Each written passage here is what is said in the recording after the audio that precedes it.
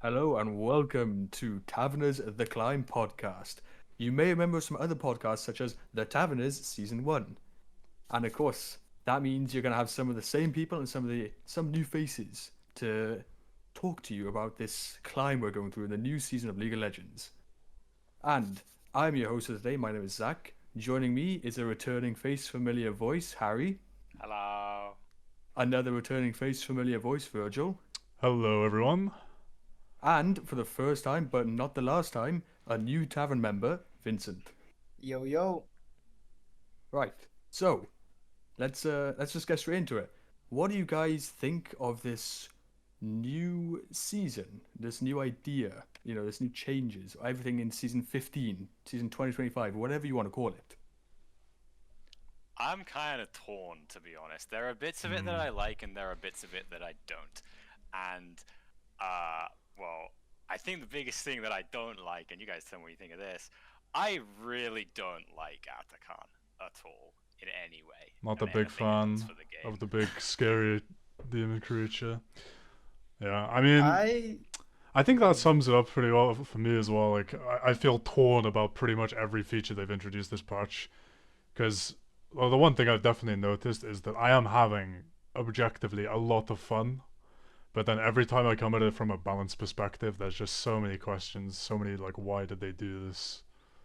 But I am having Yeah, fun. That's the main I thing, I will, yeah. think. I would say it is every game I've played in rank this season. Well, almost every game I've played in rank this season, I have like enjoyed. It's Mhm. just been a weird case of like I enjoy it, and then it gets to the Atacon, and everything feels a bit odd for a little bit, Yeah. and then 5 minutes later, I'm having fun again. Well, it's like a pair of new shoes, I guess. Yeah. And you, I That's Vincent? think fair. I think the opposite. I think Atakan's quite something of more of a like a breath of fresh air. I really do enjoy it. That like it's don't get me wrong, it's annoying, but like I enjoy having those 5v5 fights. Just like everybody's like this is a must do thing. We all have to group, and it's just like I really enjoy it. I really enjoy it. I That's think fair. I'd agree with that. I feel like more team fighting overall is better because I know this is a trend on the last two seasons. It's been very split push heavy. We had a lot of YouTube commentators and coaches, because coaching became very, very popular, telling their students the best way to play League is to take all the resources to yourself, spend as little time fighting and flipping as you can, and like, sure, that might be optimal if you're smurfing or if you're just trying to climb playing a particular champ. But the core of the game, the fun of the game, is the team fights. And so who The cares team if it's fights. suboptimal? We want a team fight more. And I think the new season's done a pretty good job of bringing that back. So That you is true. say, if you don't mind me saying, you say we want the team fights. Now, if you could just explain to the audience, Virgil, what kind of player are you? Because you said you really liked the idea of the team fights edition. So just tell us a little bit quickly about your role, what you kind of play, and why you like the team fight so much. So they give you a quick rundown of the Praetorian sort of play style. I'm a mid lane main and AD carry main. I try and juggle both as best as I can. Uh, and in both instances, I'm playing quite aggressive carry heavy champs that have like heavy early game and late game pressure. So those champs would be Caitlyn and Yone mainly. But I think the games that it's most fun when the teams are working together, trying to secure the objectives, and I just think it's really degenerate and boring when it devolves into just a big who can get the most creeps on side. So seeing the overall farm numbers this season go down, the overall kill numbers go up, I think it's just more expressive of like the fun of League of Legends. But obviously, I don't speak for everyone. That's I fair. That's mean, completely fair, Harry. You, I was gonna say. I was gonna say, the Yone, I I want to bring it agree. straight to I you. agree. I agree. Actually, to be honest, like I've I've often joked about the gold standard of if you don't have 8 CS per minute every game, you're the reason your team loses. But I think this season that is so not true, like at all. And Mm. obviously it's like a joke, but like now, like the amount of fighting that is going on in these games, I think is way more fun. And I mean, I've noticed my farm numbers again. I am basically a Yone OTP. I only play this character and like occasionally Yasuo as well. But like I have found my farm numbers all being considerably lower, but like just the amount of fighting that is going on in my games and just like fist fighting and just like punching every character on the enemy team because they're all much more all over the map, which I have enjoyed a lot more, and I think makes for like a much more interesting and fun and faster paced game. But I'm still not a huge fan of Atakan, but that's kind of its own thing. I think that's We'll I talk like about the that in a idea minute. behind but- Atakan, but I think the execution wasn't so good. Well, there's two different kinds, so we can definitely discuss that in a bit more detail after this segment. But like Vincent, like I said, we've got two Yone players / AD carry player. Where do you fit into this? What's your Well, experience? Mainly, I like champions that have like that is just like they're self-sufficient. You can just like kind of do stuff yourself, and then your team can do something. Like you can be left at your own devices, and you will do something later on in the game. I do like my main champions are like champions like Ashe, Jinx, but then it also flips around. Like I sometimes play the opposite. Like I play Samira a lot, which is like completely different playstyle. But I do like my like longer ranged AD carries. That's what I usually like playing. Having those like my favorite type of like play style is like having those kind of like pixel perfect plays where you like outspace them and you just gun them down. Those are my favorite. Outspace them, gun them down, hyper carry potential from the sounds of it. And you know what? You've all said your pieces. In my opinion, with the season, I also, like I said, I like the team fighting. I also don't really like split pushing. I don't like people that try to win the game as a 1v9 hero. I need to do the best thing for myself because Nice told me to do this, blah, blah, blah.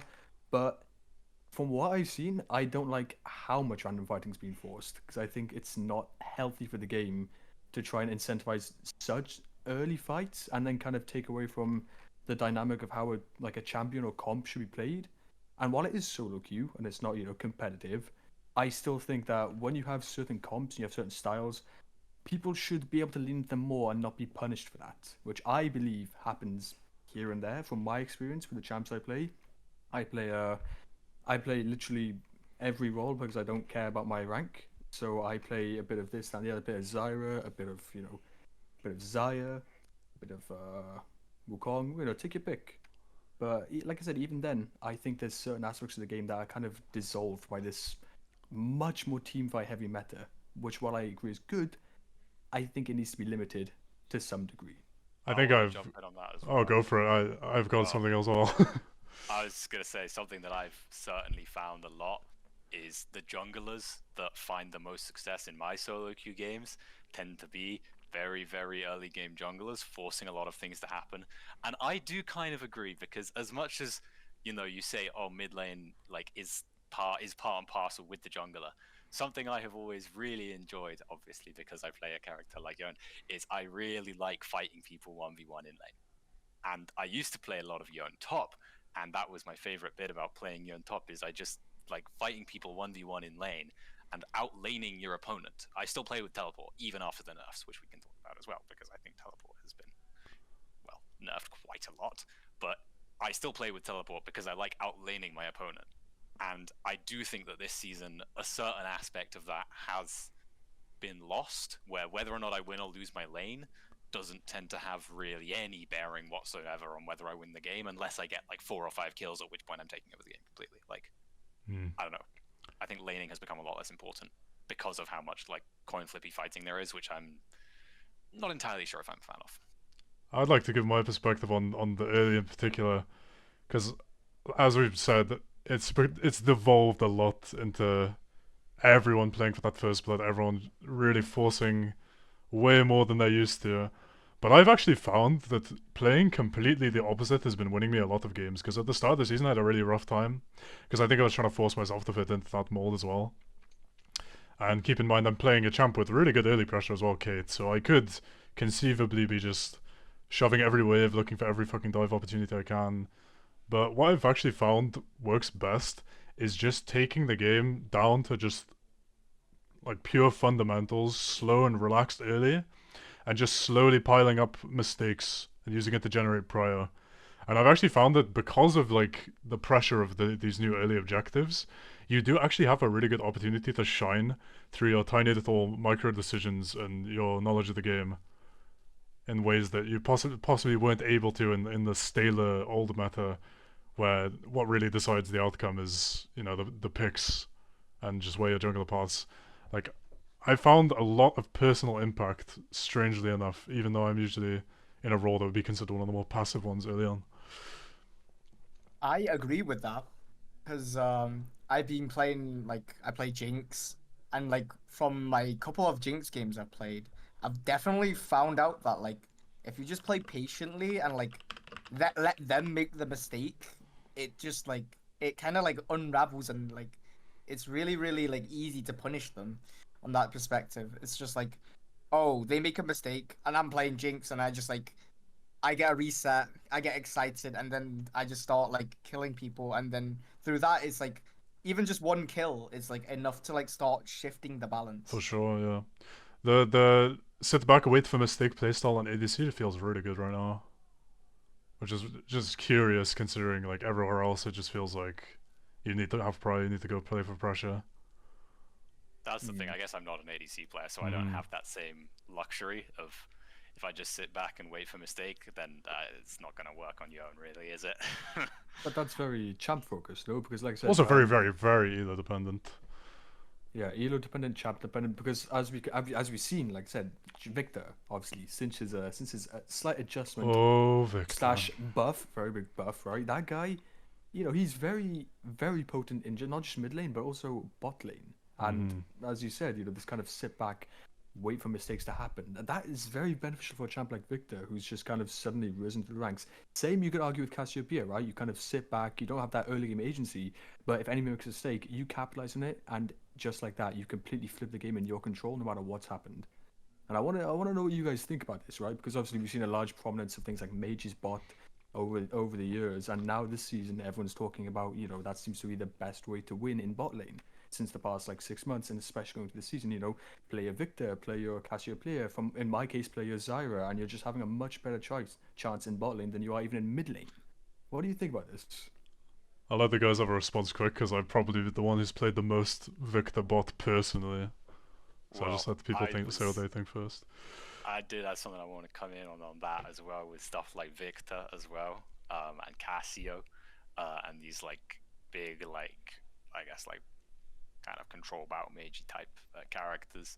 Like, I think the sit back thing kind of applies for them quite a lot as well, because the game kind of feels like it's balanced around characters that can play the early game need to play it very aggressively. And if you're not playing it aggressively and you're just going even, there's no like, you don't win if you go even anymore. If you're like, and it seems to be really like very much so the case that if you let these characters get away with things in the early game, which inevitably will happen eventually, like they will eventually become very powerful and very scary. And I think that's definitely true of Victor, especially. Feels like you have to beat him up in lane, otherwise he will just come back and take over the game. And there are other characters that do this as well, but I think Victor is very interesting an example. Perspective on Victor. I'll give my take after I let Vincent have a crack at it. But Yeah, I think these champions are very strong at like their power spikes. Like they hit their spikes really well. They're much stronger than other champions when they hit their spikes, and when they do, because of their safety and whatnot, and because of Atakan as well, like more team fighting, and like because like it's so congested, everybody's like in one place. These kind of champions have kind of like risen up because it's just everybody together, and it's like 5v5, and then their one spikes is much stronger than like other champions one spikes, and so I think through that it's really the main reason I think these champions have like just became so much stronger. Like Victor in the bot lane, he just like sits back, does nothing, farms, gets well, like just literally just does nothing, and then like you want him somewhere, he can go there, a fight breaks out, and then just like suddenly he's just this monster in a team fight. Cassiopeia, Exactly. Cassiopeia, she's in top lane, she does nothing. Atakan spawns, she can just she has a miasma, she sits at like a choke, and what can you do? It's just like it's a nightmare, I think. And yeah, I think this is like the main reason why these champions are really strong. I think it's pretty interesting. You guys in your head, you have this idea that Victor, Cassio sit back, but as someone who's playing with these champs myself, and obviously playing into them a lot, I think that can be true of the mid game, but in the early game, these champions have a disturbing amount of pressure. I mean, you should know this from the Yone matchup. Who's doing all of the poking, all the aggressive, and all of the aggressing in that matchup, the Yone Victor matchup? Well, the thing about that though, I kind of agree with what you're saying, but at least in the Yone matchup, and I guess it's kind of maybe Yone unique thing, but like, you know, you can't just survive that anymore. You can't just survive him proccing area on your head 50 times. You have to get in his face and kill him 3 times. Otherwise, he'll be more useful than you for the time when he then does make it. Because he's got, certainly, I agree, much more pressure now in the early, but that pressure is still, I mean, it's still not, it's nowhere near as strong as like, you know, Yone's ability to fistfight him in the early game. But then his pressure is now suddenly allowing him to get to his, you know, his Ludens, to whatever he wants as the game is going on, to get to his like really strong item spikes, at which point it then becomes a lot harder to shut him down. I find in my own games that the roles are often pretty much reversed. You have the ADC, or the mid laner in that case, is the one who's sitting back, and Victor is the one who's making the game completely unplayable for them. And when you're playing versus that, I mean, it doesn't help the fact that, especially bot lane, regardless of what the matchup is, you're sort of playing into a champ that just has 2% more win rate than you. But, which is probably why it feels so bad even when you play it right. But you're the one on the back foot, and you're the one who sat there praying, okay, hopefully I can get to 3 items this game, and maybe do something, because the early is just moot point. Like, I cannot do anything. Yeah, I agree with that. That's fair. I mean, what Yeah. I would say, what I was thinking about though is, as I thought about, I've been playing a bit more mid mages than AD carry in the past couple of months. I've still played a mid carry, but what I'd say is, with regarding the pressure thing, I think from a mid lane perspective, like I said, he does kind of more so sit back based on the dynamic of the lane. But with bot lane, I think why I would agree with you and why it's more oppressive is because with bot lane, right? If you get someone kind of out of bot lane with a lead, you are basically still getting 2 champs out of lane as opposed to 1, which definitely changes the dynamic of how matchups go, how the game goes, and how a champ feels in lane. And I think I agree. I would still say they sit back, but of course in bot lane it's much easier to go forward because, as we know, with bot lane, in my opinion at least, when it comes to it, like 90% of the matchup is dictated by support. So you could have, like I said, like Caitlyn to Victor, right? But if that Victor has something like, I don't know, let's say Leona, someone who can put on pressure, and for some reason Caitlyn has, for some godforsaken reason, like a Nami who can't really apply that pressure, then of course that dynamic is going to change how the match goes completely. Oh, right? even worse if it's the opposite. Imagine the Victor has the fucking army. Exactly. Oh, hell no. It's like, and that's what I think from my experiences, like I said, from what I've seen, is I can definitely see your point of these champs definitely do, these mages do actually have a lot of pressure, and I agree with that. But I think it definitely depends more lane basis because on mid, like I said, I've seen much less of that pressure because mid is much more susceptible to kind of like, you know, all these avenues being ganked and falling behind and getting put behind based on XP waves, whatever, right? But bot lane, it's just a lot harder for that to kind of happen unless you force things like dives. So yeah, I think that's a very interesting point you've raised though, in that mages are oppressive in some instances and in other cases they're not so much. And I agree with that. the mage bot lane point has been beaten like a dead horse, but I just want to throw another interesting perspective onto it that a lot of people don't think about, because they often think that the root of the problem is the champion itself. Everyone thinks these mage characters are just, they're the thing that's overpowered in the lane.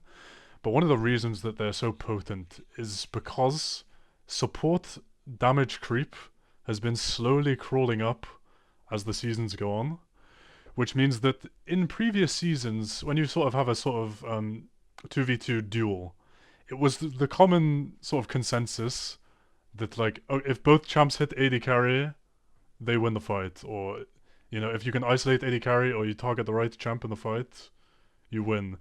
But now, after all of this damage creep, there's not every support, but there's certain supports where you leave them 1v1 against the ADC, and the ADC is actually not winning that in the first few levels. And so you end up with situations where when you have one of these supports paired with one of these mages, you might do the traditionally correct thing. Like, you might go with your support and start hitting the mage. But because they have solo lane tuned stats, and you're getting focused by them and their support, even though you did the traditionally correct engage, you might find that your support just randomly gets blown up for free. Or that you take a horrible trade that just means that you can't play the rest of the lane. And I think that's just one of the reasons it's so potent. It's just because mages have such a much easier time doing those punishes and exploiting the fact that support damage creep has gone up so much. I wonder if any of you have noticed that. I mean, Yeah. yeah, You know, definitely. to support damage Yeah, going up. definitely. I mean, we can compare this, Harry, because if you don't mind me saying, you used to play Leona when you first played this game, right? And I back did, then, I she's definitely did. still played a little different to how she does nowadays and how she builds, especially. Well, I played a game. I was filled a game of support Leona not so long ago, 20 hours ago, in fact, if I check my OPGG. And that game was a really interesting game, a very interesting game. And she's certainly the the amount that supports can do in terms of just straight up like making stuff happen violently in terms of like literally just like straight up damage and ability to do things in the early game is quite terrifying. I will say that much. I don't know if you guys are like, I don't know. Vincent, AD carry main, how does it feel? The supports randomly out trading you. Does this happen to you? Yeah, happens to me quite a lot when I play like champions like Samira, like Samira, Neela, these champions where it's all about the fist fight. If they initially do out damage you, and if you don't like have the extended fight, you just lose the trade straight up, and it's just such a headache most of the time to deal with It it. can feel really Yeah. bad. Like you could be playing into a Lux, and just for those first couple of levels, because she's balanced around. I don't know if you guys know this about Lux, but she actually has a buffed early attack speed to synergize with her passive when she was balanced to be able to be played mid and support. That was one of the things that August did to her, is that he increased her base attack speed for the first few levels so that she has an easier time proccing her passive. But if you think about that on the AD carry hitting support hitting AD carry perspective, it's so oppressive. And you think, I'm an AD carry, right? It's in the name, I should be able to win this fight through autos, but she actually just punches you in the head. And you're suddenly forced to play under your tower for the rest of the lane. Because Yeah, I you just thought, want God to. forbid I auto a support. Yeah. I just want to move the point to Cassiopeia. Okay. I think her in top lane is very disturbing because these top laners are all melee champions, and I think that's the main reason why she's like running riot in top lane. Is just like a melee champion. She can just like pressure, and then you get miasmed or you get like poisoned one time. She will start running you down, and because of the movement speed, she can get back to lane really quick, and she just has tempo on you most of the time. What do you guys think about like Well, Cassiopeia in top I lane? have thoughts about Cassiopeia in top lane, and well, I suppose the thought comes to the same thing as, you know, El Clasico Vayne top, right? The range top thing. And Cassio, of course, is very good at doing it at the moment. But this brings, and not to ignore your Cassio point, but it kind of brings me to another thing that I have certainly been noticing about the new season is if you have a Cassiopeia top, the responsibility is very much on her to stomp that lane and make it so unplayable for the enemy top laner that Cassio completely takes over the game. Because if not, and you have a Cassio top, you're missing a very sizable meatball-shaped object, your tank. And tanks this season, I will say, call me crazy, they've been feeling quite good. Okay, I see. They've been feeling quite strong. Now, regarding so obviously in my thoughts of the Cassiopeia thing, she should always be strong in top lane, but she's always, like I said, she's meant to be a counterpick style champion. When this champ is no longer being played as a counterpick, and any other champs in that sort of field, aspect, identity, however you want to describe it, then you can tell the champ's getting a lot stronger. You know what I mean? And as people will point out, like, oh, Cassiopeia was very strong this patch because of the whole feats thing, right? The whole feats thing, she doesn't really benefit from the boots because she can't buy them. So instead, she gets flat increase from 1% to 2% MS per level, which is, as we know, movement speed creep, if you're aware of it, has been one of those things that's really taken over the game and made certain aspects of it egregious, which is probably why you see so many people buy things like Swifties, because movement speed, even on champs that shouldn't buy Swifties, just works And so good well. players will tell you all the time, movement speed is one of the most broken stats in the game. Movement speed equals kills. It's just how it is. Remember that time when Warmog's armor was so powerful towards the end of last season? Yep, and what was it they had to nerf It about wasn't for the that? health, it was for the move speed. Yeah. 4% And flags. we're seeing some crazy dead man's plate experiments on literally every champ that exists right now, which I just goes just to show played that. half an hour ago against Dead Man's Plate Talon. You know, I'm sure But that was did you fun. win? Yeah, I mean, I destroyed it. Okay, but, well then clearly, guys, clearly it doesn't matter. Guys, Don't it's go fine. with Dead Guys, Man's it's Talent. fine. But yes, going on to Harry's point, obviously, compared to the last season, right, tanks have been synonymous with a sort of, this identity in a game, which a lot of people have argued, oh, tanks are OP, they have this, that, and the other, they shouldn't have this thing. But as we've seen over the past season, the ability to kill tanks has been nullified, if not removed in some aspects, right? So especially for people who play AD carry, they'll notice this a lot. And that again moves on to your question, Harry, or your point, sorry, of tanks this season feel egregiously strong. How do you guys? I know how Harry feels about it. How do you two who play AD carry feel about this topic? Vince, do I you want to go think- first? Yeah, I'll go first. So yeah, I think they're very strong, but objectively, on an ADC standpoint, you still can kill them eventually. I mean, I say eventually, but like you still do your job, but it takes longer. And I think that's the problem with the AD carry and like tanks, is that like it takes us too long to get to the point where we can like kill them. Yeah, Instead of you hitting can do 3 it, items, but you don't really yeah. excel at it anymore. Yeah, I It's think just- like instead of 3 items, 4 items, it's more like a 5, 6 item thing now where we can kill them. Well, I mean, I would bring up onto that the conversation that we were having before this podcast started, which is, well, think about the 2 items in the game that, well, I think are 2 of the best items in the game and are, well, pretty good anti-tank items. Liandry's Anguish and Blade of the Ruined King, right? Mhm. Like, in I- my mind, the role of killing tanks has weirdly shifted towards mages and Bork by comparison It's to Bruiser Kingdom, ADCs. baby. Because well, I mean, to address the Lord Dominic's regard in the room, Lord Dominic's regard is gutted, but I think the damage now seems to be coming a lot more from these sources against tanks rather than your actual traditional ADCs. Yeah. It's like we're I witnessing the also- death of an archetype. Yeah. I would say as well that, I mean, I play tanks occasionally myself, but I would just ask this to any tank mains listening and answer honestly, what are you actually more scared of running at you? An AD carry with like a Kraken Slayer? And obviously leaving out the exceptions like Vayne. We all know Vayne can still kill tanks. An ADC with a Kraken Slayer? Maybe if we're feeling lucky, a Lethal Tempo rune. God forbid you actually win lane with Lethal Tempo somehow. Or a Bruiser with a Cleaver and Conqueror.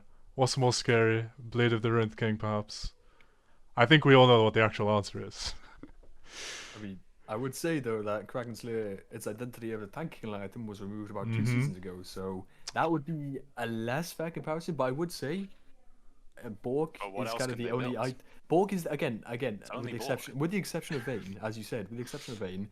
If I saw something like a Varus with a Bork Rage Blade, I'd be like, it's possible, but very unlikely. Whereas if I saw something like, that's a Darius who for some reason has Cleaver and his armor pen, I'd be like, okay, that's a bit more of an intimidating threat, and I wouldn't disagree with you on that. What's even But- funnier about that is you think of the Varus example. What's an even faster way for Varus to kill you? A certain Yes, different certainly. kind of stat for a certain different kind of champion. Oh well. But I would also say, you know what? Screw all your AD carries, just pick Cogmore. AP Cogmore's best champ in the game. That Well, is but true. that's the thing. Screw all of your AD carries. Pick AP or pick lethality. Indeed, lethality, indeed. man. Yeah. Not to talk about lethality, but lethality, man. Like, you know what I mean? Lethality has had an interesting journey as a stat. I mean, I think for everyone it used to be synonymous with assassins. Everyone used to associate lethality with okay, the Zed and the Talon have a Dusk Blade. I'm a squishy champ, I really need to be careful now. Whereas now, lethality items have sort of just become the damage. You're playing any champ that does damage with spells, you just build lethality. Doesn't matter who you are. You can be Caitlyn Varus, you can be an actual assassin like the ones I just listed, or you could be a dashing bruiser like Ambessa or Aatrox. What's the best option to carry your games for all of these? Oh, seems, well, yeah, Eclipse. The fake lethality And then item. lethality. And then lethality. Although it's been a while since I've seen Eclipse Caitlyn, but Well, Hopefully, We know I that- guess come back anytime on the soon. bruises, Eclipses kind of become the standard. I've Mhm. certainly Well, noticed. Eclipse has definitely fallen out of favor with comparison to things like Hubris, I would say. I think Eclipse is Sure. still picked, but myself included, things like Jace, I've been trying Hubris on, and I think that just has, as you can expect, right? It's just a flat better item. The AD you get from getting a kill is just too good to give out on, and that's why you have champs like Hecarim going. Is it actually? I need to double check that before I make a mistake. Is Hecarim going Eclipse into tank or Hubris into tank? I can't remember, but I still think both are very viable if that's the case. I think I've heard hacker mains say it's sort of just game dependent, like what your plan is. And that makes sense. Honestly, that Yeah. makes a lot of sense. I think that's Because that's perfectly valid. that's literally how it works for as me you when I said, play Kate. Like, there's often a decision you have to make between whether you play Collector or whether you play Hubris. And I just want to tell all the other Kate mains listening to this, if you're not going one of these items, you have brain damage. I'm sorry. Those are the only two items that work. You can look at League of Items if you want. But yeah. And I think Bring back Infinity Edge, man. That's what I'm saying. Yeah, I think tank Make killing is IE great again. I think tank killing is also having to do with the rune changes. I think cut down is like just abysmal right now. Like you still take it, but it's just like it feels super bad taking it. I mean, I think- let's tie the point together. What we're missing really is a class of items that have Yeah. anti-tank passives. Like this used to be the sort of paradigm you have between the sort of three identities of the game. You have DPS, you have tank, and you have burst, and they're supposed to counter each other in a triangle. But what's happened is all of the DPS characters are sort of refugees to the lethality stat in order to be able to carry their games, because otherwise they do no damage. And as a result, tanks are giga strong because you really don't want to build crit and attack speed if you can get away with it. And on the other end, assassins, they just don't care anymore, you know. Yeah, I mean, Everyone is busy one-shotting each other. that's kind of the thing, right? Is like the only two items that kill tanks, specifically in this game, like, well, not the only two, but the two really big ones, is Blade of the Ruin King and Leandris. And I don't know. It's like when I'm playing Yon, if I see anything that remotely resembles a tank on the other side of the field, it's Bork. It just has to be Bork every game, because otherwise the tank will take over the game, and God fucking forbid my ADC be able to do anything about it. I don't know, like, yeah, but the tank killing potential it's not a class of items anymore. It used to be a class of items. It's not a class of items anymore. It's two items. And And then they're the two best items in the game. Go figure. and because of this whole thing, it sort of necessitates ADC's damage patterns being ridiculous and one-shotty, and not fun to play against, because they're not DPSing anymore just because of the items they're building.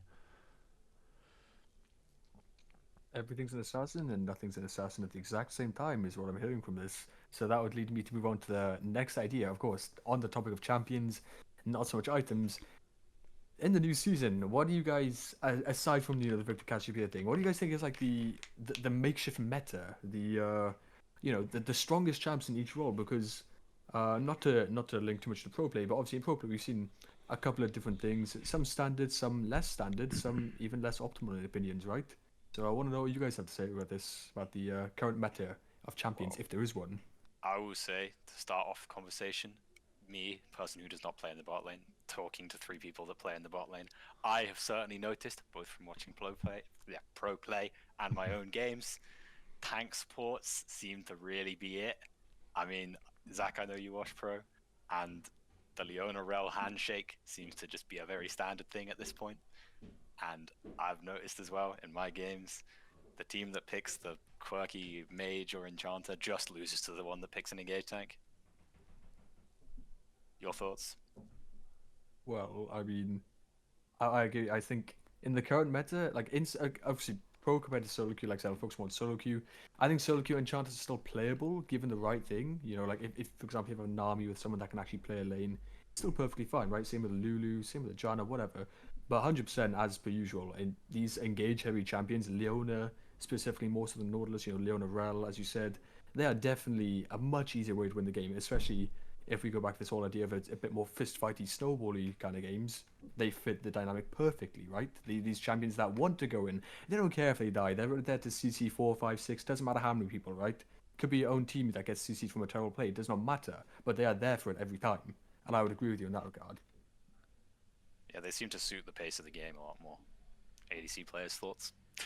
I think it's a tough one because as an ADC player, I feel like the impact that you have as an ADC yourself can be much better if you get Enchanter. But overall, for your team's sake, assuming all factors are neutral, I think your team would much rather have one of these engaged supports or one of these more tanky roaming picks, like you said. Better at securing vision, better at roaming, better at setting up plays. So you're just kind of in this awkward situation where you're like, I would rather have your Lulu, your Janna, your things like this, your Nami, because that would enable me to carry the game. But realistically, what's actually going to help me win? And you're just sort of balancing on this tightrope of ego versus outcome. But I think, all in all, I think support playstyles, despite the changes, are pretty varied. Like I don't think any one playstyle is uber dominant in solo queue right now. But maybe at the highest level it's different. But I don't have a perspective on that. And you, Vincent? Yeah, I think right now, just enchanters are still viable. You can play them, but definitely not to the extent like as impactful as um engage supports. But I think if you maybe go higher, it shifts a lot for support from like engage will still be really really good, but I think there's a lot more precedent to play like an enchanter to. But yeah, I think that's my perspective. Whatever, like what you said was like sums up what I would say as well. It's just like, and right now engage is just really good. Enchanter's playable, but you know, There's this engage weird is flip that better. happens somewhere on the elo ladder. I don't know where it is, but where the support becomes good. Like usually you want to move to the play that breaks out, but the supports eventually become good enough where they can make the play happen on bot if they want to, and that opens up. That especially opens you up to more aggressive enchanter picks if you want to play them. Yeah, But yeah, other than definitely. that, you're usually going to the play. So unless you happen to be Janna, then you'd rather be on one of these engaged champs. I mean, yeah, I would definitely say that I think Rel's presence is not just the counter Leona. I would definitely say in solo queue as well. It's Lulu. I feel like it's very prominent still. I think she's definitely. I think Lulu's always strong, right? But Oh, I and think she's such just this going hand in hand season, with Jinx as well. yeah, she's just the pairings are perfect. So it makes sense again why Rel is kind of shot up in popularity again because that champ, I don't know anyone who actually willingly wants to play Rel for like 20 games in a row, but sometimes that does just happen. Like every, I'd say 3, 4 months, right? Someone goes, oh, this pairing's good. Let's pick Lulu. Hey guys, what about Rel on our team instead? And then it kind of goes hand in hand with each other. Lulu gets strong, Rel becomes currently picked, and etc. etc. And in terms of other roles, I mean, in my opinion, I think as I've seen for the past couple months, the game has been quite balanced for different picks. The only role I can think which is really egregiously different is like jungle right now. You've got your Wukong, you've got your Skarner, you've got your Ivan, and then you've got like your Vi, Nidalee, those kind of champions, which in my opinion are the most prominent. And from what I've seen, I don't know if you guys have the same experience, but those are the ones I've seen win the most and actually do the most at the same time with Hmm. the strength they have in the current season. Yeah, I've I seen guess a very varied amount of different jungles having success in my games. I think as people adjust to the play style that the feats bring, it's more about the player and less about the pick. That's just what I've seen so far. Is that the players that it doesn't really matter what they lock in, the ones that are communicating, the ones that are proactive, and the ones that tell you what they want from you as a mid laner, for example, those are the ones winning the game. But there's obviously a higher priority on the early skewed champs as well. You were about to say something, Harry? Well, I was gonna say I have found, yeah, I think that these junglers that are very kind of straightforward in what they're trying, well, not necessarily straightforward, but clear in what they're trying to do as a mid laner, as especially as Yone, and making things like happen around the map. Like I'm thinking like when I'm playing, what are the junglers I'm most happy to see locked in on my team? It's the ones that can go forward, want to go forward, and are good at going forward. And like in the early game, like I mean, you know, I'm literally just looking at my match history, and I'm, you know, one of the ones that comes up, the ones that are coming up the most in my games are like Amumu and Lee Sin, Mm. and Viego has been coming up a lot. Yep. And Yep, these yep. three champions, like they've been coming up a lot, and they, you know, they're around mid, and when I see them looking to try and force a fight, it's very simple. When they're trying to do it with me, when they don't need me to be there, and then you just kind of overwhelm your opponent. And this, like, these junglers that just can make things happen early, fast, decisively, seem to be in my games a lot more effective than when I see someone lock in, you know, something like Lilia, like that kind of thing, or Master Yi. Like a lot of these champions seem to be in my games not having the same success. Kane again, like, okay, yeah, just these are the characters that I'm happy to see on the other end because, well, I know I'm not going to have to worry about them as much. Whereas my jungler is going to be making a lot of things happen and is going to just start snowballing the game very quickly with me to make the game unwinnable for the enemy team. By the time their jungler gets to the point that they're even or even stronger than our early game jungler, the game's already over. Any thoughts on jungle, Vincent? I was playing jungle for a bit. I played a bit of Talon because I was inspired, Oh and dear. I was yes inspired by Chaos Stanza. Stanza. Yeah, he is a very very cool person. I enjoy watching his videos, and I was just like trying out jungles, and yeah, I feel like you have to be the one to make the moves. And from my recent experience, I don't have much jungle experience. I've like lost many of my games. I think it's definitely like you have to take the initiative sometimes, and you need some champions that like take the initiative, like the Lee Sins, the champions that can play the early really well. I think I had a game where there was an Elise that like I don't know how was just randomly was like able to do stuff. I think it was just the pace of the game. She was able to just like get like 10 stacks on Dark Seal, able to just like start pushing her lead, and then it's just like at that point it was yeah, I Yeah. think just pushing the lead. I just want to speak to the audience a bit directly. Like whatever you think about the changes to jungle, how it makes your games feel, whether you like it, whether you hate it. One thing I think we can agree on is that for the past season, everyone's been saying, "Oh my god, full clear meta, full clear meta. How boring is full clear meta?" We're out of the full clear meta, boys.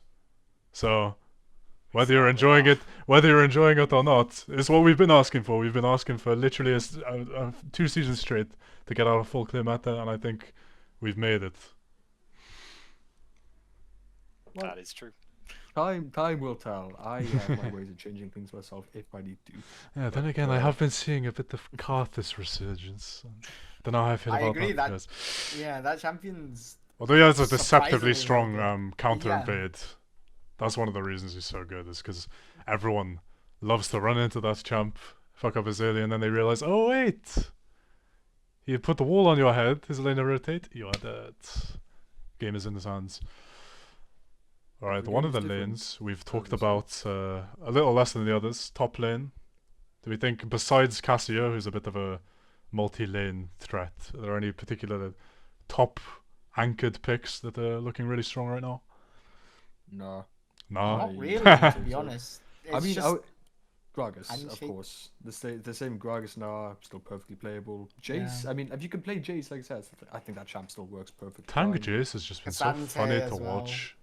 Cassante Not seems even to be fine. tank Jace. I'm even. just saying, I found it really funny to watch that champ in action because I just don't know how he survives that long.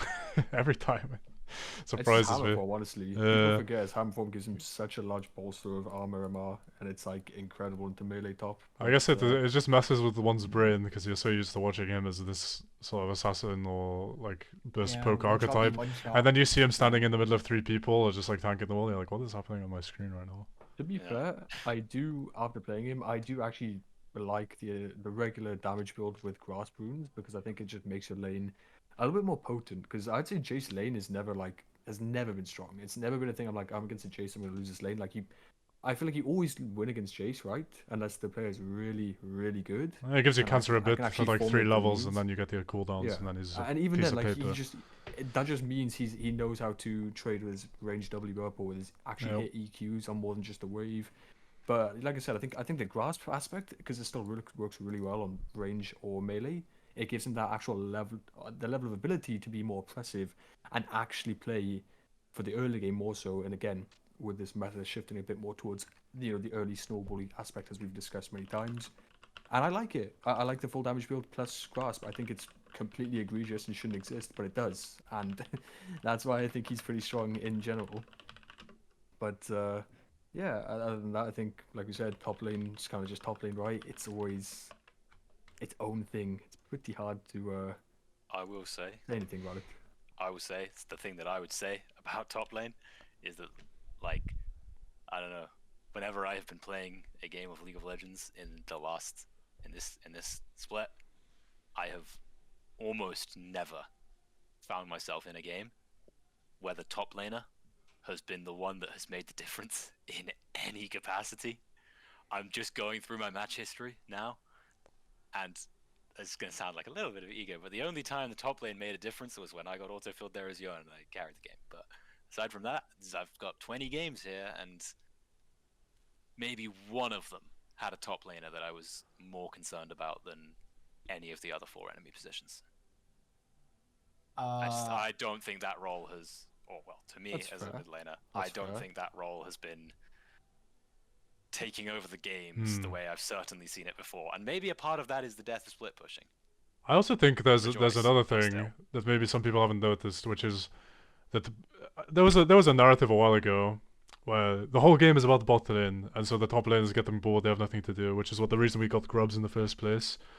There's like pre-grubs, that was just how it felt to be a top lane main. It's like everything's happening bot. I'm on an island. Like, how can this game become about me? It seems unfair. But the spotlight was taken off mid lane, which top lane and bot lane have made themselves antagonists in that sense. But the real reason for the top laner's plight has been the mid lane. But now with mid lane having its timers fixed, the waves coming in differently, and at different times, and roaming being possible again, or much more viable than it was before. Now mid roll can carry much harder than it used to. A lot more picks are viable now than the previous meta of just picking a mage and waiting. And so your top lane mains out there, your real enemy is the mid lane and not the bot lane. I just wanna let you know. No, you got to be the hero in every game. You guys just be your own hero. Fuck your team. It don't exist. It don't matter. Do whatever you want. Still split push. None of this matters. But of I course, gotta say, Damn, with this, mid can with the carry thoughts, again, guys. How crazy is that? with the mid thoughts, certainly feels like it can carry again. I've been taking over a lot of games from mid lane, and also finding that in the games where it's been known to happen where I lose. It's either myself or my opponent kind of completely taking over the game in a way that I certainly was not noticing it happen with nearly as much frequency in previous seasons. It's either the mid or the jungle seems to be the one that's making the biggest impact in almost every game I play. that's how it should be. Definitely. Maybe some agree. I Maybe agree some with that. disagree. I think that's true But across Elos as well. At the moment, it feels that way. it definitely shifts around a bit. But that's definitely, like I said, Okay. maybe to some people it's refreshing. But obviously, with this season and everything, I want to know for each of you, what is your favorite and what is your least favorite change about this season? Taking into account things like Attica and the wave changes, teleport changes, whatever. Right? We'll start with Harry. Go for it. Okay, well, I'm gonna say my favorite and least favorite thing are kind of the same thing, which is my favorite thing is that now when I'm playing Yone mid, I get a lot more opportunities to make things happen in the top and bottom rivers and to fight people, and it's not as important necessarily about so much about side laning and side lane, like fighting people 1v1 and fighting people 1v1 in mid, and it's a lot of it is about I get to be at these skirmishes a lot more, and there's just a lot more time for it, and I'm losing a lot less by going to these skirmishes often, and it's good, it's fun. And then equally, well, putting aside the fact that I still am not super sold on Atacon, my least favorite thing is that like the game feels or can feel a lot more like it's just almost all about this like fighting and playing my lane super well and then going onto side lane and doing my thing on side lane, and then whoever comes to fight me, I get to fight them 1v1, and that's loads of fun. Certainly doesn't feel like it's as important of a thing as, you know, I just be at a fight, I just start fighting people and I just start hitting people, and the fighting's fun there, but I'm a bit sad about losing out on these more 1v1 oriented situations. That seems like a fair take. Anyone want to go next? You. Me? Okay. Go. So my But- favorite and least favorite thing, not to steal your thunder or anything, is also a bit of the same thing, but it's a more specific thing, and it's the feats of strength. I actually really like when I first saw them coming in, especially the rewards and how they have a permanent impact on the game. I wasn't really sold on it. I thought, the idea that my team can mess things up for me and I'm going to be permanently in a deficit for something out of my control, potentially. But as I've played like more and more matches, I've realized that one of my favorite things to play for is the feats of strength. It feels fun to have this overarching sort of like story that's carrying through the game. There's like a struggle between much more visible objectives than scaling itself. And so it just feels like you're coordinating more plays as a team, you're pinging more, you're looking for things more, your rotations are more important because if you drop the tower, they might get the feast of strength. But equally, if you drop the objective, they might get the feast of strength. So you have to be totally on point, totally managing your waves, your recalls, and optimizing everything, which is really fun. And especially in fives, because me and the boys play a lot of fives, ranked flex. It's very fun to shot call around securing those feats of strength. It just gives an extra bit of flavor to the overall macro game that we already grown so used to. But then equally, my least favorite thing has to be just the first blood mechanic. I've been harping on about this since it was on PB. I just think one kill is so random, and it's very, very rarely based on individual merit who gets that first kill. And it can be fun. It can certainly be fun, and you definitely feel really good when you're the one who gets it. Which, you know, a league is very much a game about the highs and the lows. But I just think it should be something more like, it definitely should be something more like the first 3 kills or the first 5 kills, because they have the conscience to do that about the objectives, and I think why not do that for the kill as well? Just give people more of a chance to earn it rather than just flip it. But there you go. That's my least favorite thing about the season so far. Yeah, I'll go next then. So, I think the team fight aspect and Atakan, how everybody has to group and go to it, fantastic.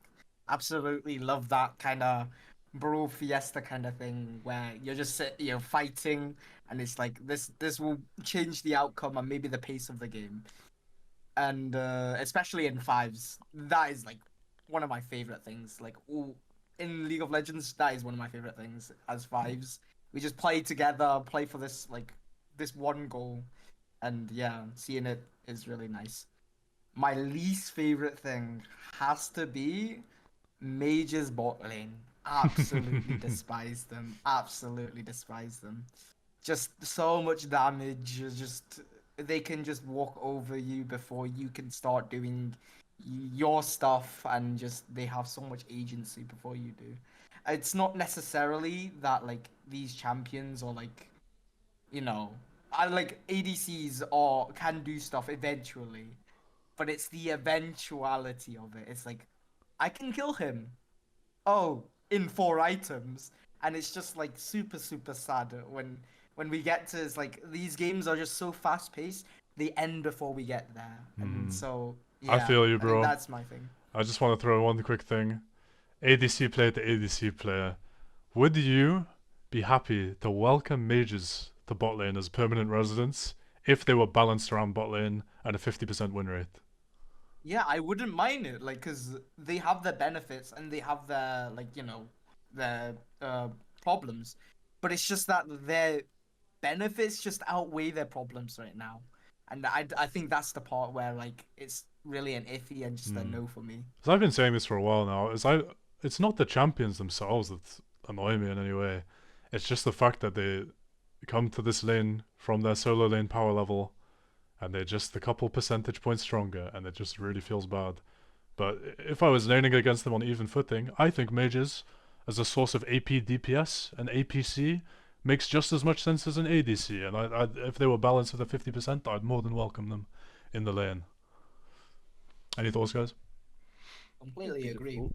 It'd be difficult, I but agree. it's definitely doable. Mm-hmm. But on the other hand, nah, make bot lane great again. Get rid of these flipping immigrants. Get rid of them all. They don't belong here. Ignore the fact we've had ADCs made for an entire like 2, 3, 4 patches last year in many different capacities. That does not matter.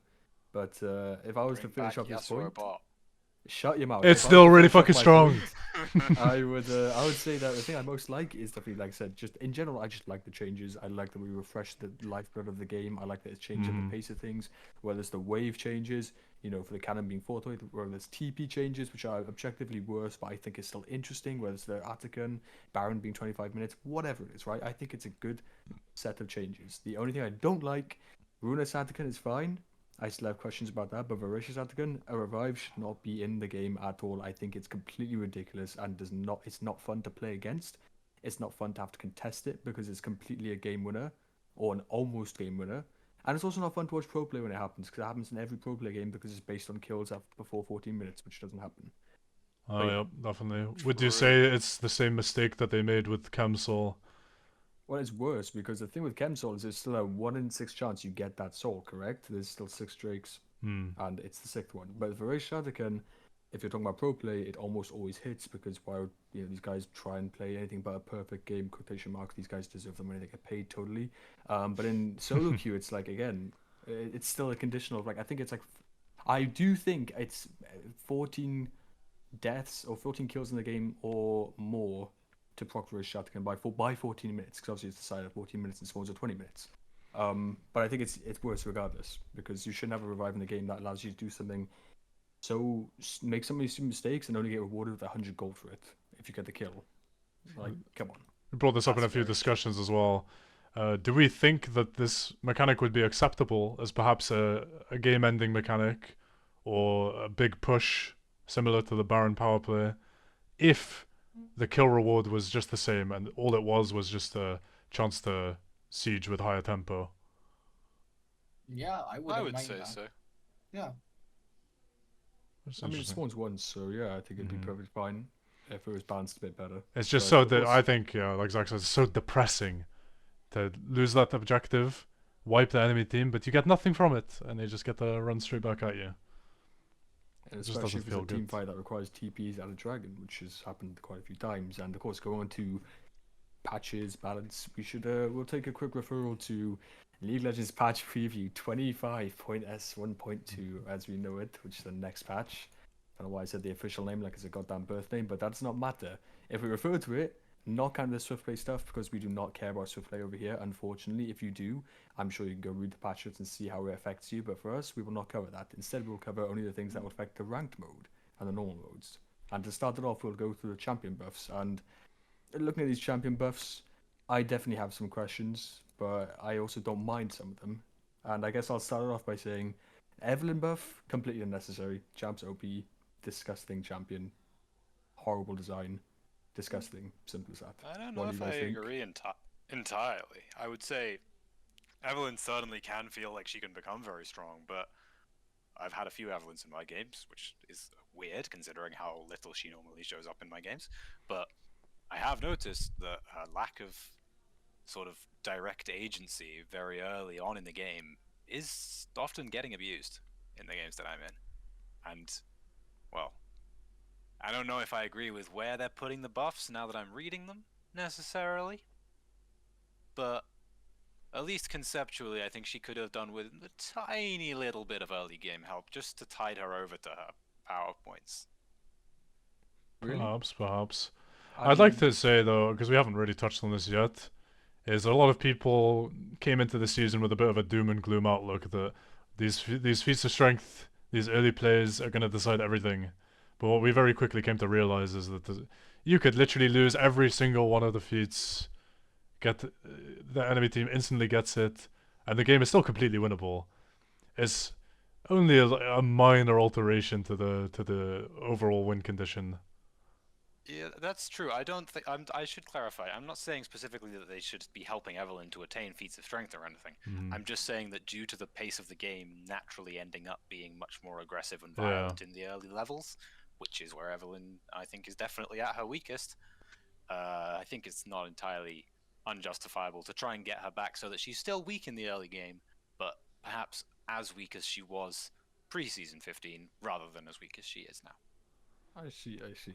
I would disagree entirely, but that's fine. We're moving on to the next thing. Master E, or a simple AD growth, E bonus AD ratio increase. Not really much there. I don't know if you guys have also heard this, but I've heard things about, was it Freak, who wants to try and rebuff crit E, which I would personally agree with better. I think when I do see Master E and he builds on hit, I just feel like there's not a single ounce of, when he does kill you, it feels like, well, that was completely boring, completely, uncontestable. You know, not a single bit of skill expression. The champ is just too easy to have Well, buffs in general. it's just a kit check, isn't it? I mean, if you're playing, like, I mean, as an example, like, if I'm playing against a Master Yi and I'm Yon, whether or not I win the fight entirely just depends on whether or not I have Q3 up. And I can imagine for champs with on-demand hard CC, it's even more egregious. It's just a case of, do I have a button in my kit that lets him not completely run me over? If yes, he loses automatically. If no, I lose automatically. I don't think that's. I think that's especially true of on hit. So I think it should. I'm I fine think with Yi. rebuffing crit Yi. Yeah, I think Yi. I think this is a step in the right direction for Yi, because the early game felt kind of bad for him because he's just like, oh, all these early game like Lee Sins and stuff. It just kind of punished him a lot, and especially like if he gets invaded and like if now, as we said, like full clearing isn't like the meta anymore, and just like having priority and just going into Nasty's camps, he falls behind fairly quickly, and so giving this AD growth so he can fight back in these early game like skirmishes is definitely something.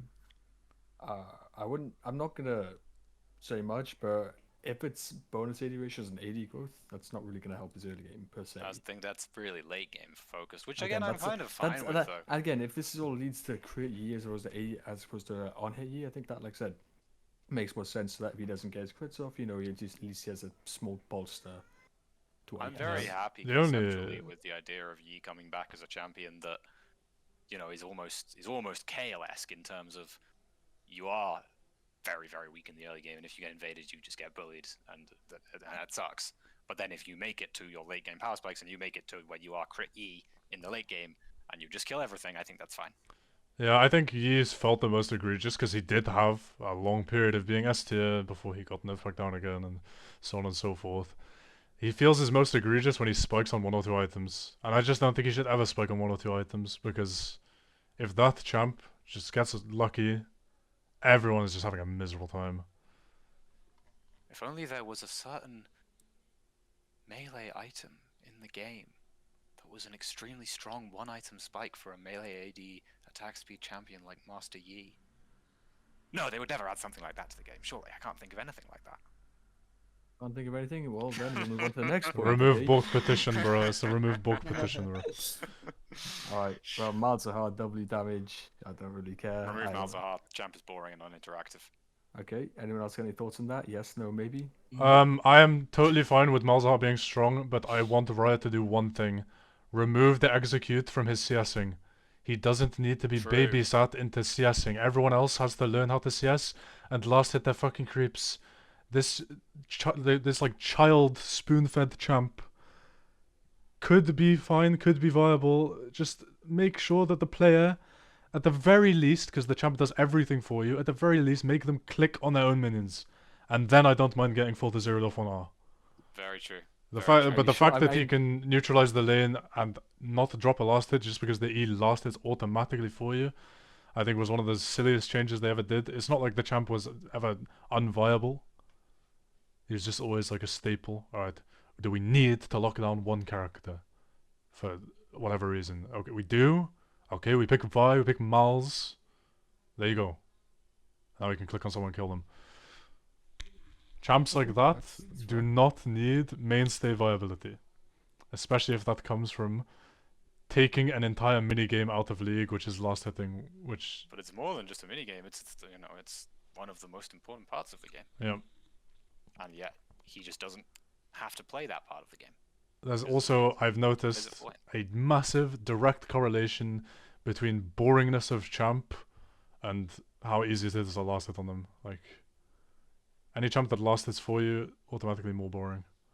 Okay, so before we get into more of a rant from the two mid laners who are very passionate around Malzahar and his Two evil, young and players I don't like Malzahar, who I would've will thought? say I do agree with the last thing, but regardless, move on to the next thing. Shadow Assassin form for Kane, passive damage amp, 1545, 2545. I think Kane is strong regardless. I don't think he needs a blue form change, but we'll see what happens. I don't think it's. Blue form. I think it's fine. It's I like think whatever. it's like, again, I think If he's they not can gonna solve take the that much. problem of hybrid Kane somehow, then I will be happy. But I don't think this change will solve hybrid Kane issue. Well, the only way we could do that is if we made it two different champions. I think that'd be a great idea, but that's for another day. Anyway, Yumi. Yumi passive cooldown goes down later on from 10 to 8. The passive AP ratio from 0.15 to 0.25 goes up, and then the AP ratio for our R goes from 0.2 to 0.25. Again, very small things. I don't think Yumi's interactive. I think the champ's boring. Should, like I said, like with Master Yi, should always be weak. I don't know if you guys agree. I think you would, but I agree. any thoughts? Yeah, I agree. She's Yumi very. belongs in pro jail. Never let her leave. That's Yumi, fair enough. like Yumi, ironically, is good. Like this character is good. When I see a Yumi on my team, a lot of AD carries don't share this opinion, and I'm saying right now it's because you're bad. You're bad at AD carry. If I see a Yumi on my team, I'm like, okay, I just get to carry the game for free, assuming they don't have like literally 4 lockdown champs. Like this character, She's the most all or nothing support in that regard. this character If is your so ADC good, you'll win. disturbing. She just means that you don't have to think when you trade at all. You can just bomb click the minions, brain off, hit your spikes, carry the game. And that she's not weak either. She doesn't need a buff. And this comes from AD carry main. I'm happy to see Yumi on my team. I'm happy to see it. This used to be something you would never say as an AD carry player, but I think she's fine. I think she's strong. Doesn't need a buff. Maybe conditional in terms of what champ you're picking. If you pick your Caitlyn, Varus, your kind of picks, then yeah, that makes sense. If you're playing more Vincent style, Kaiser, Sylvia, and Nyla, I'm sure he'd be more willing to disagree on that point. But we all Well, I agree, mean, I think- Yumi is the thing that Yumi is Yumi and should only be Yumi. And go on, Harry, quickly. Well, I was just going to say, in relation to Virgil's point, I think that while the AD carry player is probably really, really happy to see a Yumi on their team, when I see a Yumi locked in on my team, I just I let out a little sigh, and I'm like, oh, well, I guess the AD carry is going to be the main character this game, and the whole game will be about them, and what I do is invariably going to end up not mattering nearly as much as it should. So you don't get to be a main Don't you character, feel you're not happy? satisfied No though way. when you manage to steal his bitch? Yeah? You're playing Yone and the Yumi True. decides to ditch It's that bum true. AD carry to sit on you. Doesn't that make you feel like a powerful man? It's true. The thing is, Uh, well, I don't think. I will speak about the quality of the intelligence of Yumi players. I'm sure they're all great people. Maybe it scales But with I don't Elo, think they know maybe how it to doesn't. recognize that. I don't think they know how to recognize that. Alright, that's fair enough. And then, of course, the final buff. Smolder, Q-Now skills of critical strike damage. Brackets, Keep him in pro Infinity jail. Edge. Keep him in pro jail. Okay, that's all I'll say about that. I don't think anyone likes Smolder. I don't think anyone Don't likes play Champion him if out. I see that champ in a solo lane again, I might just stop. I'm also I don't Champion was not disturbing. specifying playing league, breathing, being alive. I'll just stop. I'll give up if I see that champ in a solo lane again. He suffers even more from the thing I was just saying about Yumi. Smolder is picked in a game. The game is about Smolder. And Yep. That sucks. He's the biggest. Harry doesn't like that Frustrating. because he Is doesn't get to be the main literally- I am character the of his own main name. character in every game I am in. He's just the biggest loser crybaby champ, and I think that's okay on the crybaby loser role AD carry. I can say that I'm an AC man. But when he ends up in solo lane and then sits there demanding that every CS go into his greedy little mouth and that the jungle a path to him, yeah, get out of here with that shit, man. Yeah, champ should. I mean, Rot in jail, as Harry says, yeah. Very boring. back And I still think viable. I think Back that to pro champ jail. pre-buff is viable, unironically. Every champ is viable. You just have to play from the smiley face. Right. Champion nerfs. Cassiopeia passive move speed from feats. +2 per level down to +1 per level. Simple as that. Good Move speed job, is improved. Ryan. It's Well done, move Well Ryan. done, speed Ryan. OP. Simple as that. You spotted the okay, obvious right on thing. the Needed head. to do. Okay, the next juicy one. Victor Q attack AP ratio from 0.6 to 0.5, and the RDPS AP ratio from 0.45 to 0.35. All I'm And And gonna I've say, been told that's a big nerf by someone. I don't believe him. all I'm gonna say, if you watched that LEC game yesterday, Caps Victor, first pentakill of the LEC split, what did he do? He pressed R. He did press R. He pressed it poignantly.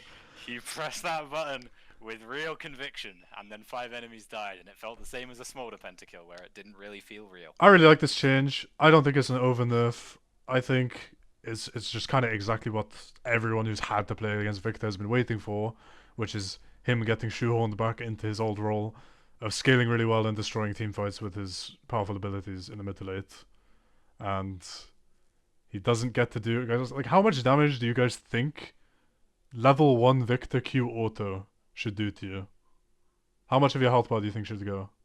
With or without Summon Airy. Well, assuming you're not a complete idiot running any other rune on him. Well, Like I as think we I all would. know, the Summon Airy proc will randomly deal 300 magic damage, so I'm gonna say 550. But Yeah, It's and ridiculous. I don't like Airy, you know but what? anyway. You know what? This guy. because It's fine. I will not insult him. literally, like the way it is right now, 30% of your HP will disappear from him pressing Q2 on you. Yep. Quite And exhausting. he gets to do that if you want your first couple minions. I mean, Every single game. sometimes that's just how the matchup goes, especially with like bad melee into range, but if you're even playing a mid-range mage yourself, he kind of just gets to do it anyway, and I don't think one spell rotation should do 30% of your HP. So, I think it's a good change. Just taking him down a peg is more than enough. He'll probably still be a dominant force in bot lane, but as we all Definitely know, something. mage players have no honor, so they won't play it bot lane unless it has 3% more win rate than an actual AD carry. But there you go. What about you, Vincent? What do you think? I think it's a step in the right direction. Just less poking and less overall power in team fights. I like it. Good. Nice. That's good. There is a bit. There's a line of Irelia, and all I can take from it is W damage later on goes from 210 to 150. The E damage goes from 8270 to 7230, and the R damage goes from what? The second rank and third rank from 250 to 200 and 375 to 275. And honestly, like I said, I think that's not the issue of the champ. I think the champ has other issues, but I'm not going to get into it. I think think, Seems a little uh, random it's a to me. unique. Has Aurelia been taking over solo queue? Doesn't seem to Always me will, like she so. has. I She's been. I think this It is just seems like classic Riot, right? They add some bogus split pushing change to ignore the fact that they can't balance Bork for the life of them. So they're like, okay, whatever. We gutted your core item, and you can't win 1v1 against bruises anymore. Well, she can, but that's besides the point. So here, have this weird compensation buff that requires you to play like a degenerate and ignore your team and click on the side tower. It's like, okay. So how is this bringing her back in line? It's just making her even less fun to play, and even more reliant on this change that no one wanted. as a just a small thing, just a small funny thing. This directly nerfs AP Irelia. So Bao's playing AP Irelia. It's less damage when he hits his AP spikes. Just a funny fact, funny point I wanted to make. All of the This was victims of awesome. his low master ults rejoice in unison. But the victims of this champ will not rejoice because the next nerf, with a supposed nerf that I think everyone will disagree on, Tom Kedge, the Q damage from 80 to 80 plus passive to 75 to 55 plus passive. And I think everyone can agree that's nowhere near enough, even as a Kedge player myself. Yeah, Champ is egregious. has overloaded this champion. He's just been slipping under the radar, and this champion just it feels really bad when he just like Q and then autos you to death. It's just really not fun. I But think- yeah, it's yeah. at least it's something. We're getting crumbs. It's something at least. I think Riot August said it himself. Like they just made a mistake when they made that champ multi-role viable. I think if you're Riot at this point, just pick one. Like it's fine for him to exist, it's fine for him to do stuff, but just pick one role for him to do it in. You can have him top, you can have him sub, one or the other, and then just buff one side of him, hammer down the other side. That's the only way I think he'll ever be okay. Because right now he's super reliant on his odd peeling power, but he's also super reliant on his massive chunking power without building any damage. So there's just two archetypes cannot exist at the same time in a healthy way. Two staunch archetypes of top and supporters, especially. It's a very unique idea. You'd think, oh, tanking ability, frontline ability makes sense, but of course it's never going to be that easy, is it? And moving on to the system buffs, really. Of course, the red tree buffs, Grizzly Mementos, Deep Ward, Sixth Sense. Most people probably don't know what those things are because no one really takes them so far. I don't no idea. They're all the new line. What matters is that they replaced Eyeball Collection in the Domination tree. Yeah. That's all that matters. All three of them replaced that row, and they're all getting buffed. And I think I'm not going to go into specifics, but some of them don't look like enough buffs. But generally speaking, it makes sense. No one takes these runes. No one has a real reason to take these runes. And I'd say that maybe they don't need buffs. Maybe you should look at the tree again and go, what is the point of this tree? What do we need to do to make it viable? I think it's Seems very a real strange space to put them as well. If I'm being so domination honest, tree. When they first came out, why are they in domination? Yeah, I think the first thing that would come to my mind is like these runes weren't particularly unpopular before. I mean, Eyeball is nice. Zombie Ward provides fun mini game to support. It's interactive. Ghost Porro is probably the least used. I mean, I did some experiments with Ghost Porro playing AD carry, sitting on the other trinket. Didn't really do anything. So, but the other two were more picked than the new ones, I think. I just feel that other these than could have been novelty, replacements for the other two ward things. Like, why did they have to get rid of Eyeball? I just think if you're Riot, you implement a change like this, and no one picks these runes. Why is the solution to try and buff them instead of just going back to what we had before?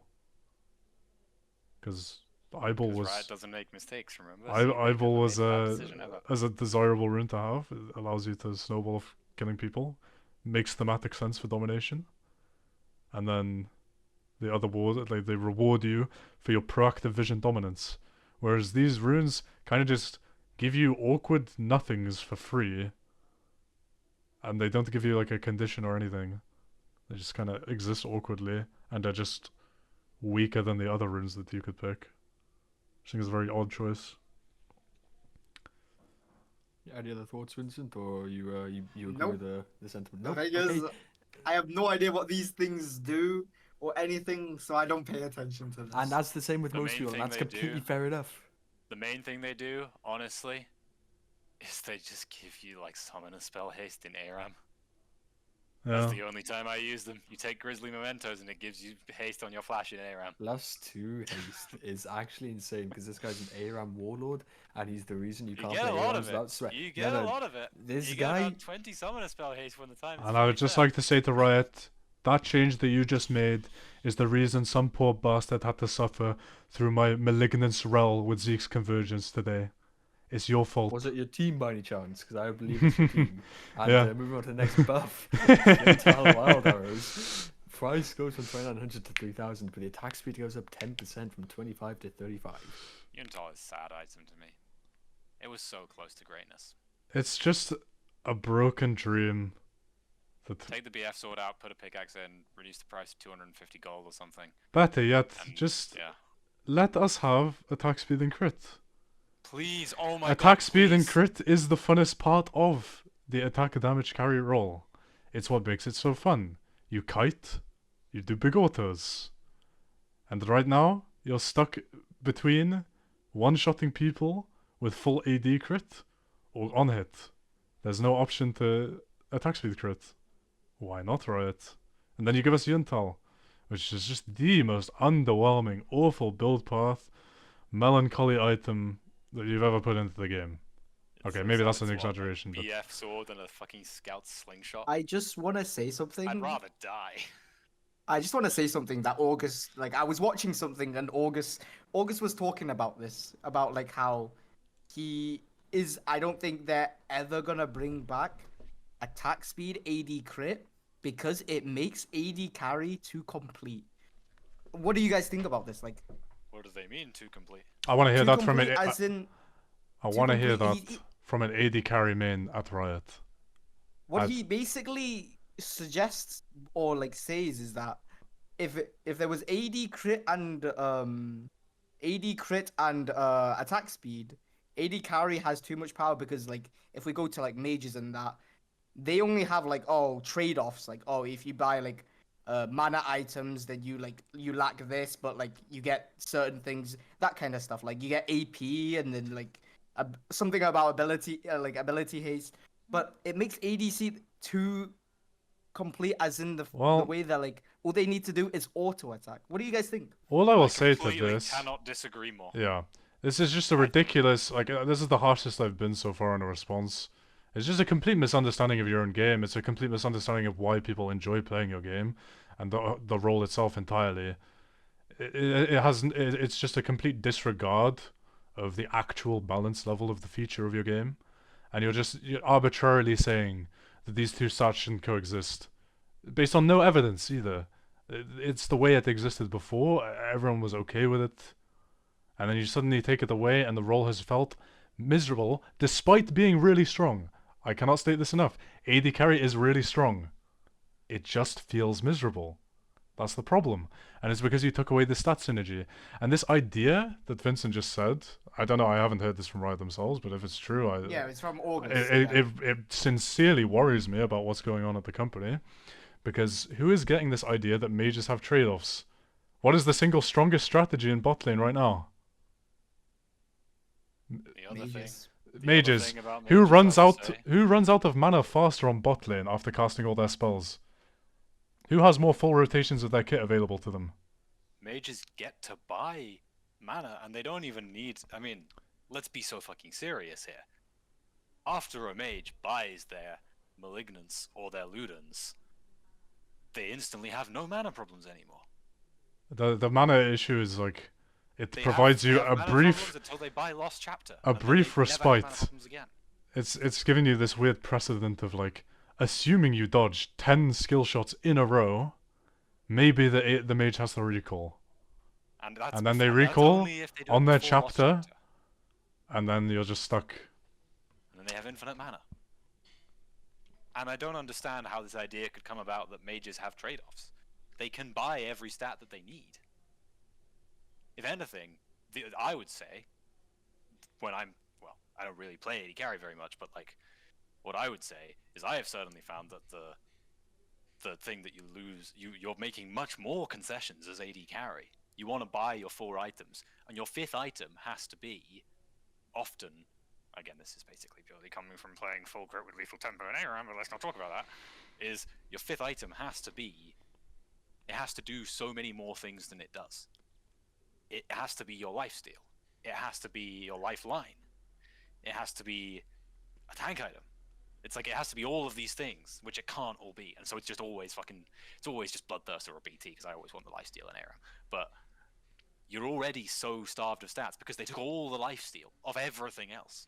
They took all the armor of everything else, all of the MR, all of every other stat off ADC, to the point where the only stats you get from buying an ADC item is you either get crit and AD, or you get attack speed. And you have to choose that now. You get nothing.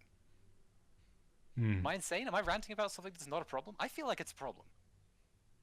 And the definitely problem, ranting. problem or not, Definitely balance ranting. wise, it's all about the feeling, and it just hasn't felt Exactly. right for a very long time. And I think trying to shoehorn AD carry into one of two stat paths, rather than just letting AD carry players do what they want, we'd much rather be 5% weaker and be allowed to build full crit attack speed than sitting on first strike lethality for 20 matches in a row, or picking a mage. Those are my 2 options right now if I want to climb. But I think we've spoken enough about that. Let's move on. Or So- you just play Cogmore like a man. Yeah, Yuntal's Best shit, champ buff in it. the entire game. Buff Yuntal more, But, buff it more, buff it more, buff it more. Okay, every time you say buff it more, we're gonna give you a lost your match history. So Moving on to the system nerfs, just a quick rundown. Bloody Roses, XP per pedal from 25 down to 23, and the adaptive force per stack minimum, 39 stacks down to 34 stacks.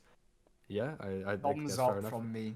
Thumbs up Yeah, from me. The good change. XP Simple as that. when you're behind and they are ahead and you're like you want to get these roses, it's so bad because I'm me and I play AD carry and me being equal with their AD carry and then randomly seeing them being 2 levels permanently ahead of me because of roses, it's not fun.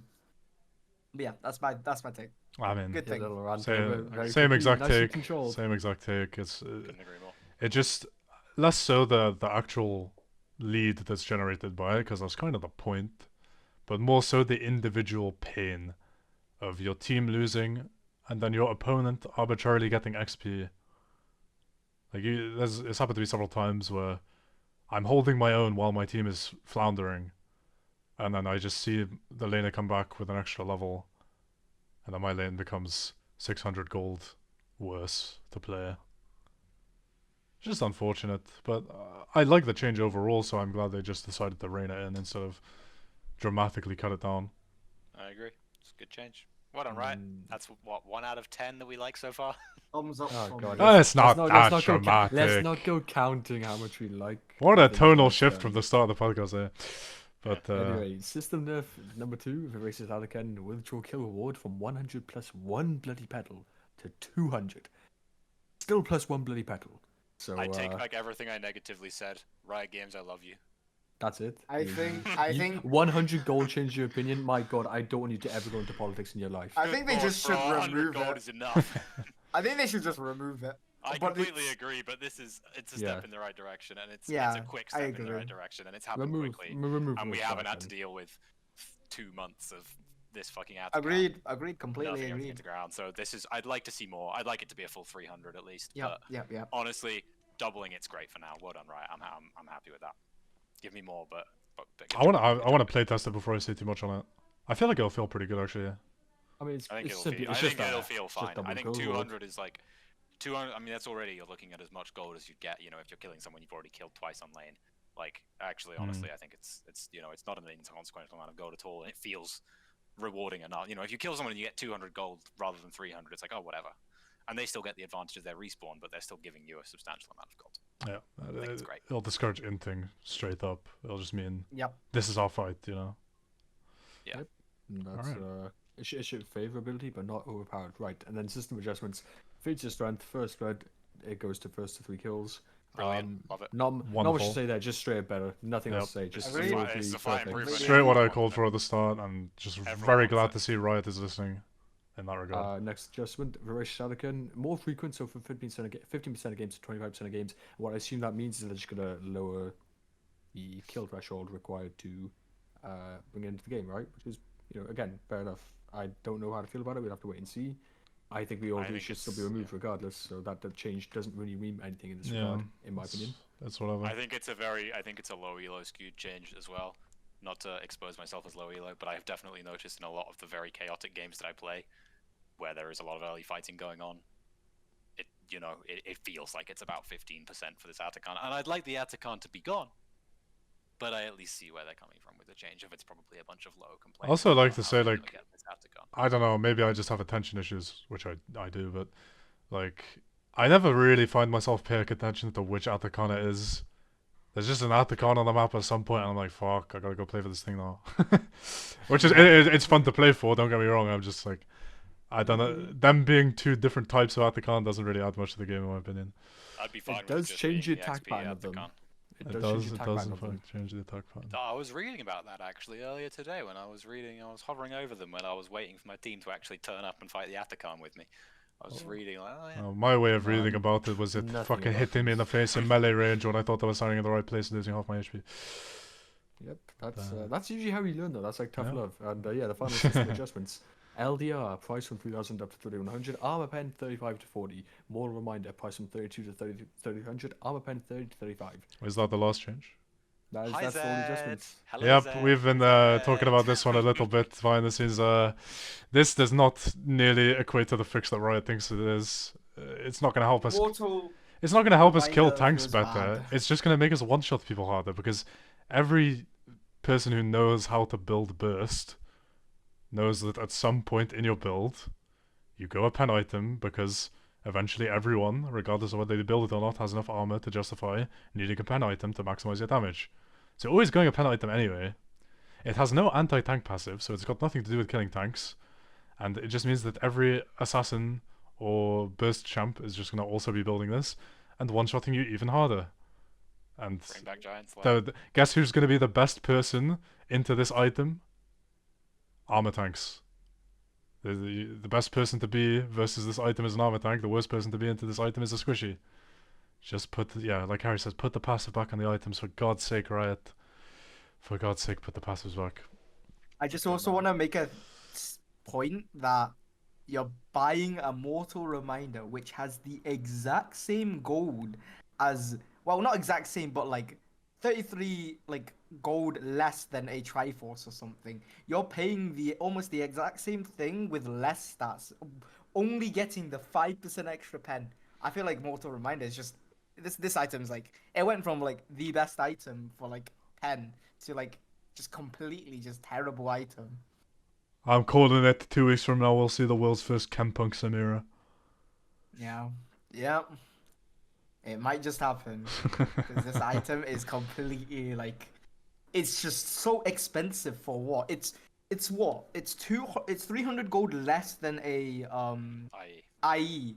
And it's just like the It gives stats what, it 35 gives. AD?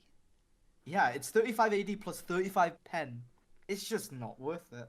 It's just not worth it. It's silly. The saddest part So, about yeah. it is I think that the anti-heal items have like opportunities to be some of the most interesting, but they end up being the most boring. Yeah. And so you just spitballing. This would obviously be broken. You'd have to balance it like crazy. But having a passive for the AD carry version of it, Mortal Reminder, to be something like the more they heal over the long duration of a fight, the higher your anti-heal goes. It used to be like that, and I don't know. It seemed fine for a while, and they suddenly decided, this is too complicated. Let's just get rid of It's it. a feature. It used to be a feature in the arena mode as well more recently, didn't it? Yeah. Fight goes on for more than 5 seconds and you're still applying grievous wounds, it goes up to 60%. But I think the other thing, something that I heard you say a while ago off podcast, Mr. Virgil, was they've been giving the passives to the cheap items and the stats to the expensive items. And I think Seems like a bit of inversion never now. have I more agreed with something than that. Feels like, when you spend a lot of gold on a high tier item, the oomph should be coming from like the special effects that it gives you. But Like right now, you have Infinity Edge, most expensive thing, and what does it do for you? It hurts more when you click a bit. 80 AD. It's like, okay, cool. Meanwhile, you have absolute like terminally cheap item Rylai's. Every single time you touch opponent, they're like permaslowed. Seems like a bit of an inversion. Seems like the expensive thing should be doing. It should be the other way around, in my opinion. Bring back I item agree. actives. Simple as that. Bring back item actives. Couldn't agree more. Anyway, More because item I actives would can be great. because I can barely say my words, I think that's a good time to say goodbye to this episode and to say thank you to the listeners who are still here for listening to us talk, rant, roast, however you want to classify it. We were doing it to some degree, and from us over here, I think that's a goodbye from us. Thank you for listening, and hopefully see you in the next episode of the Taverners podcast, aka The Climb. Bye, guys. Ciao, ciao. Bye bye. See ya.